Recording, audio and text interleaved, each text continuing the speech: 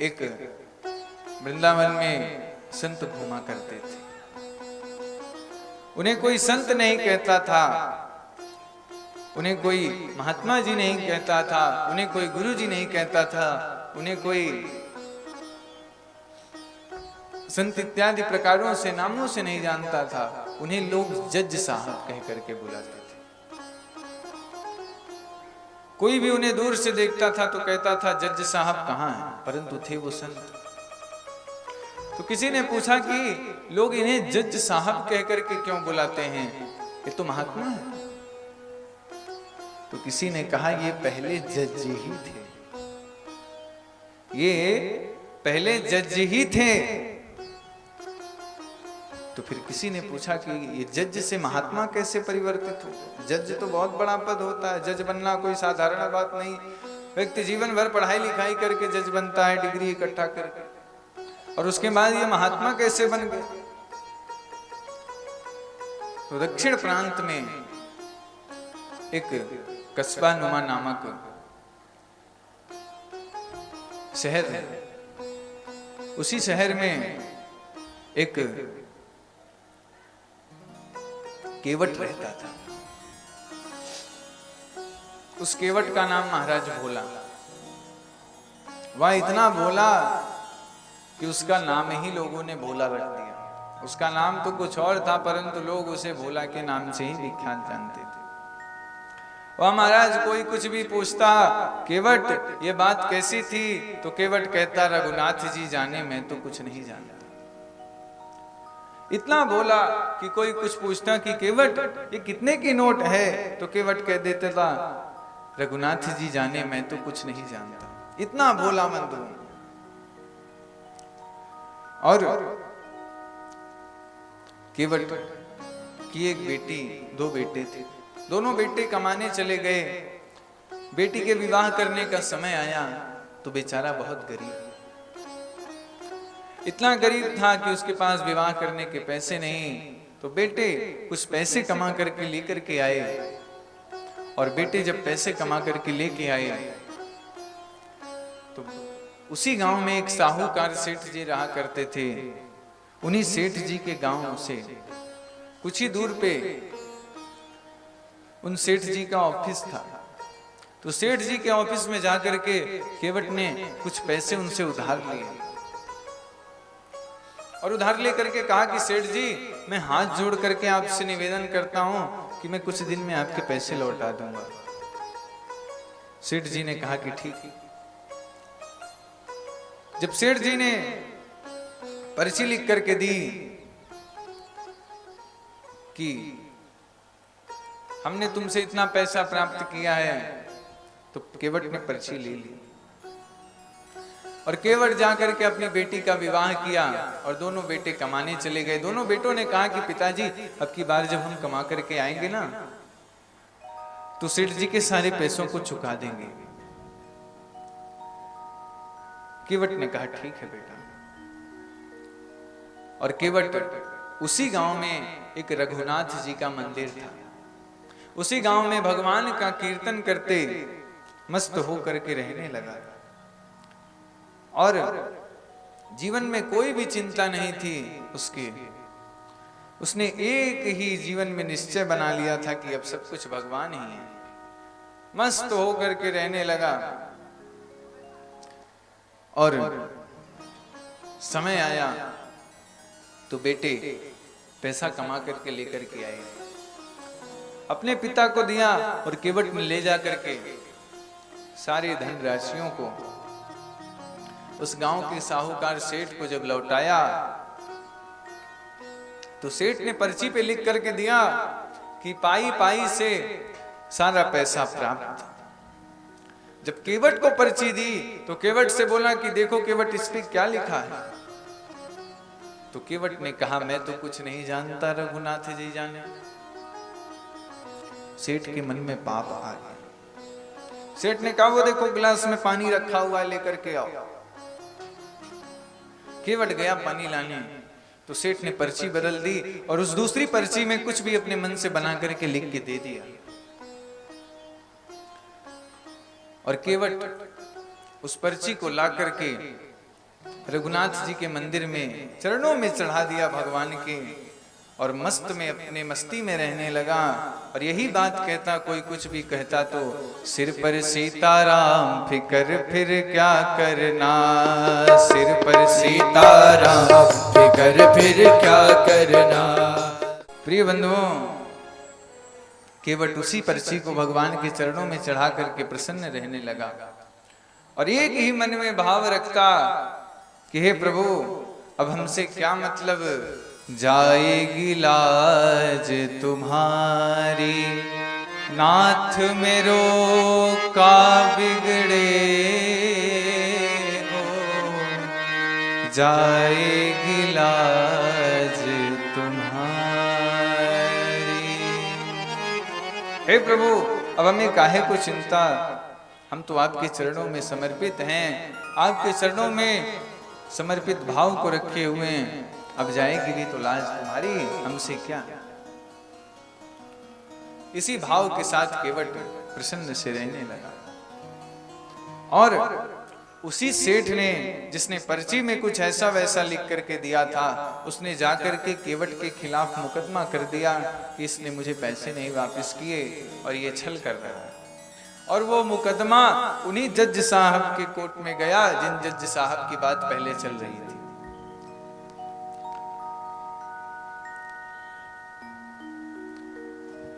तारीख आई, केवट को कोर्ट में हाजिर किया गया। केवट से पूछा गया कि तुमने सेठ जी के पैसों को वापस किया है? तो केवट ने कहा कि हाँ, मैंने पैसे वापस किए, कोई प्रमाण? केवट ने कहा मेरे पास एक पर्ची है, उस पर्ची को निकाल करके दिखाया।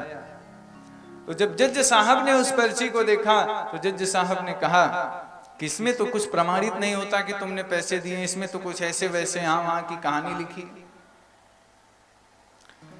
तो केवट रोने लगा।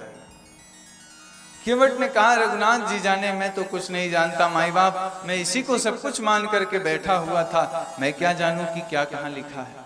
मैं इतना ही पढ़ा लिखा होता तो आज इस स्थिति में क्यों होता। जज साहब को दया आ गई।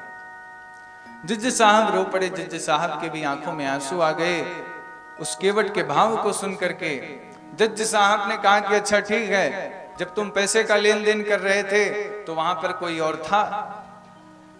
तो केवट ने कह दिया हाँ हाँ जज साहब, वहां पे सिवा रघुनाथ जी के कोई और नहीं था। तो जज साहब को क्या लगा? जज साहब को लगा कि रघुनाथ कोई इन्हीं गांव का व्यक्ति है। उन्हें लगा कि रघुनाथ नामक कोई इन्हीं के गांव का व्यक्ति होगा जो वहां पर हाजिर होगा। तो जज साहब ने अपने ही पैसे से सम्मन जारी किया। दूसरे दिन पोस्टमैन आकर के जब सम्मन ले आया तो गांव में खोजे रघुनाथ जी नाम का व्यक्ति कौन है। अब रघुनाथ जी तो कोई नहीं। तो गांव वालों ने बताया कि रघुनाथ जी नामक व्यक्ति तो कोई नहीं, पर यहां पर एक रघुनाथ जी का मंदिर है। तो उस चपरासी ने कहा वही बताओ, जो है वही बताओ। तो रघुनाथ जी के मंदिर में गया तो उसने कहा कि रघुनाथ जी यहीं रहते हैं। तो पुजारी जी ने कहा कि हाँ रघुनाथ जी यहीं रहते हैं। उस चपरासी ने उस सम्मन को उन्हीं के हाथ में पकड़ा दिया। कहा रघुनाथ जी आएंगे तो उन्हें दे देना। पुजारी जी को हंसी आई। पुजारी जी ने कहा कि अरे राम, कहां से आएंगे, वो तो यहीं बैठे हैं। तो चपरासी को लगा कि ये मजाक कर रहा होगा। चपरासी ने साइन करवा करके लेटर उन्हें दे करके लेकर के चला आया और भगवान के चरणों में पुजारी जी ने उस सम्मन को अर्पित कर दिया। भगवान के चरणों में उस सम्मन को चढ़ा दिया। और जब समय निश्चिंत आया, जब समय नजदीक आया, जब तारीख नजदीक आई तो रघुनाथ जी के हाजिर होने की बारी आई। बंधुओं, पुजारी जी ने भगवान से हंसते हुए बोला कि हे प्रभु, आपके लिए बाजूबंद आए, कमीज आई और मुकुट आए, कुंडल आए, वस्त्र आए सुंदर सुंदर, परंतु सम्मन पहली बार आया है। परंतु हे प्रभु आप जाना जरूर, क्योंकि केवट का आपके सिवा इस जगत में कोई दूसरा नहीं, आप जाना जरूर। जब पुजारी जी ने इस प्रकार से प्रार्थना की तो पुजारी जी के प्रार्थना पे भगवान ने भी मन में सोचा कि भक्त क्या से क्या ना करवा दें, जो ना करना पड़े वही करवा दें। बंधुओं, समय निश्चित आया, सम्मन की तारीख आ गई। उस दिन पुजारी जी सवेरे उठ करके भगवान को जल्दी से कुछ मालभोग अर्पित किए, जल्दी से भोजन पवाए, सुबह जल्दी से आरती कर दी कि आज हमारे रघुनाथ जी को कहीं जाना है। और बंधुओं, भक्तों का भाव तो भगवान को क्या से क्या ना करवा दे। तारीख आई, जज साहब ने जब कोर्ट में गवाही लगाई, रघुनाथ हाजिर हो, रघुनाथ हाजिर हो, रघुनाथ हाजिर हो, ऐसे कह करके जब 3 गवाही जो लगाई है, तो दूर खड़े क्या देखते हैं कि एक बूढ़ा लाठी लेकर के, लाठी टकराते हुए, सिर में पगड़ी बांधे हुए, मुख में पान दबाए हुए, भागते दौड़ते चला आ रहा है, हाथ दिखाते हुए। और जज साहब ने पूछा, रघुनाथ आप ही हो? उन्होंने कहा हाँ हम ही हैं रघुनाथ।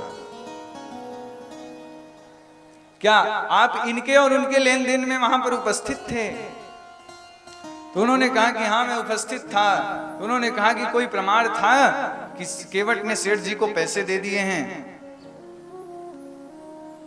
रघुनाथ जी मुस्कुराते हुए बोले कि सेठ को यहीं पर उपस्थित रखा जाए, अब सर्वांतर्यामी प्रभु से क्या छिप जाता। उन्होंने कहा कि केवट को यहीं पर बैठाया जाए, यहीं पर रखा जाए, और केवट के अलमारी में आज भी फला अमुक नामक अलमारी में वो पर्ची उपस्थित रखी हुई है, जाकर के लाई जाए। पर्ची मंगाई गई और पर्ची को जब जज साहब ने देखा तो सेठ को दंडित किया और केवट को बाइज्जत बरी किया गया और रघुनाथ जी वहां से चले गए। और जब मामला सब रफा दफा हो गया तो जज ने केवट को बुलाया, केवट यहाँ हो, ये रघुनाथ जी तुम्हारे गांव में ही रहते हैं क्या? तो उन्होंने कहा कि नहीं नहीं, ये रघुनाथ जी जो हैं जहां मैं रहता हूं ये वहीं रहते हैं।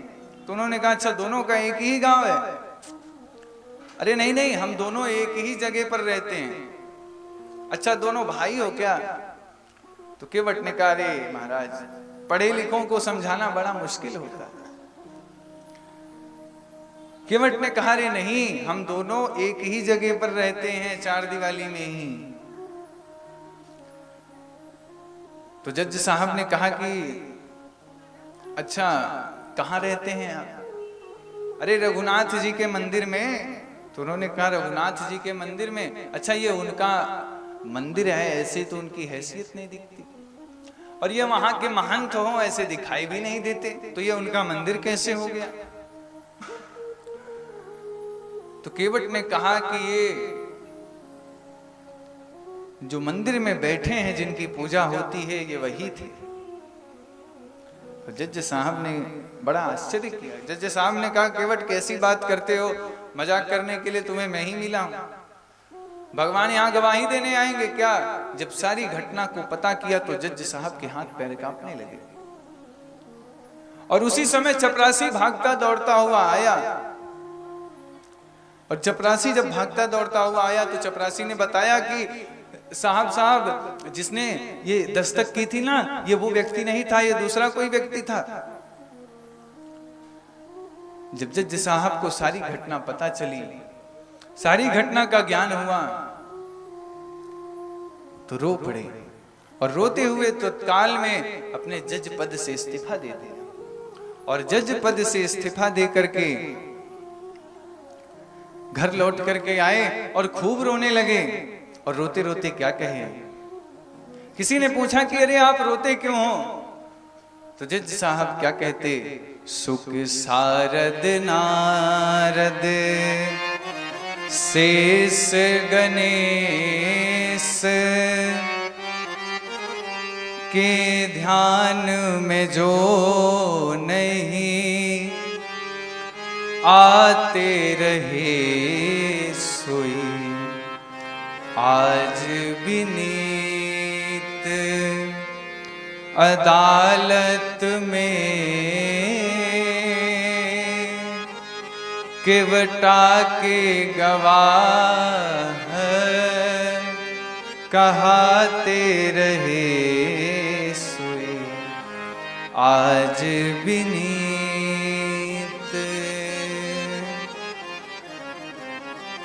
जो शुक नारद सारद शेष गणेश के ध्यान में नहीं जल्दी आते, वो भगवान आज मेरे सामने कोर्ट में गवाही देकर के पहुंच गए। और जिनकी अदालत में एक दिन सबको पेश होना है, वो स्वयं मेरी अदालत में आकर के खड़े होकर के मुझे गवाही देकर के चले गए। तो किसी ने कहा कि अरे रोते क्यों हो, जो होना था वो तो हो ही गया, इसमें आश्चर्य की क्या बात है, परेशान मत हो। तो जज साहब ने कहा बस एक ही बात की बेदर्दी, बस एक ही बात का दुख है। क्या? कुर्सी पे बना जज बैठा रहा, जगदीश खड़े समझाते रहे।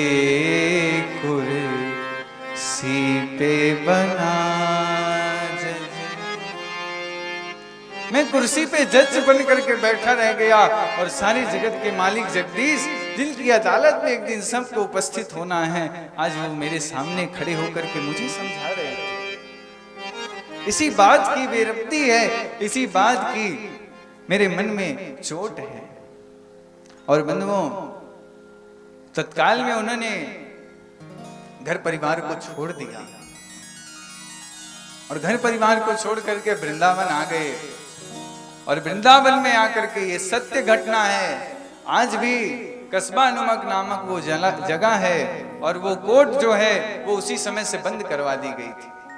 फिर दूसरी जगह पे कोर्ट बनवाई गई और जज साहब की कथा महाराज आज भी वहां पे उस दीवार पे लिखी हुई है और ये सत्य घटना है। और जज साहब जब वृंदावन में रहने लगे तो किसी मंदिर में नहीं जाते, न किसी मंदिर में जाते, न किसी भी परिसर में जाते। क्यों? बाहर से ही अपने मस्तक पर, मंदिर के बाहर की धूल को अपने मस्तक पर लगा लेते और मस्तक पर लगा करके बस यही कहते कि हे प्रभु, मैं आपके सामने अब मुंह दिखाने लायक नहीं बचा।